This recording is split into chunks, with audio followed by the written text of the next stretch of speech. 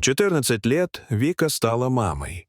Ее жизнь в тот момент, как и жизнь многих подростков, была полна неопределенности и мечтаний. Но когда она узнала, что ждет ребенка, весь мир рухнул.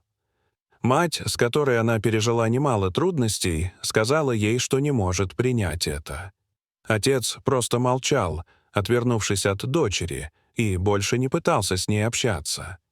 В тот вечер после ссоры она стояла на пороге с чемоданом в руках на холодной ночной улице. «Ты не принесешь нам позор? Уходи», — сказала мать и закрыла дверь перед ее носом. Вика не знала, куда идти. Она была еще слишком юной, чтобы понимать, как устроен мир, но уже слишком взрослой, чтобы не осознавать, что ее жизнь изменилась навсегда. Она пошла к бабушке, но та не могла принять ее с ребенком. В небольшом городке, где все знали друг друга, оказаться в таком положении было непростительно. Через несколько недель Вика нашла приют в доме для несовершеннолетних матерей. Там она познакомилась с другими девушками, оказавшимися в похожей ситуации. Несмотря на трудности, она научилась справляться с новой реальностью. Ребенок был ее единственным спутником, и в нем Вика искала смысл, даже когда ей было тяжело. Прошло несколько лет.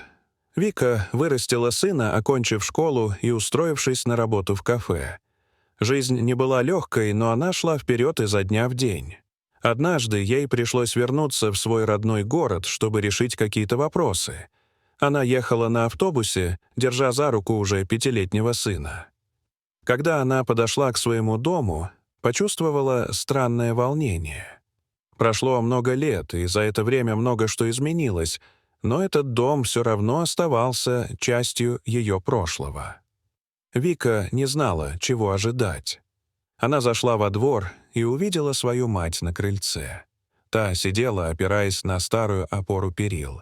В ее взгляде была какая-то нерешительность, будто она не знала, как начать разговор. Вика подошла ближе, а ее сердце колотилось, будто оно пыталось вырваться из груди. «Вика», — начала мать, — «я не знаю, как тебе это объяснить, но я...» Вика подняла руку, прерывая ее. Она уже не нуждалась в объяснениях. Все было ясно. Она больше не хотела слышать оправданий. Вместо слов она протянула ей ребенка. «Это мой сын», — сказала Вика. «Он тот, кого я должна была защитить. И я сделала это». Ее мать смотрела на нее, не веря своим глазам. Девочка, которую она выгнала, стала сильной и независимой женщиной.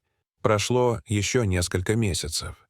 Вика вернулась в родной дом не для того, чтобы остаться, а чтобы показать всем, что она справилась, что она стала тем человеком, которого когда-то, возможно, никто не ждал увидеть. В городе ее увидели не просто как мать-одиночку, а как женщину, которая выжила, несмотря на все препятствия.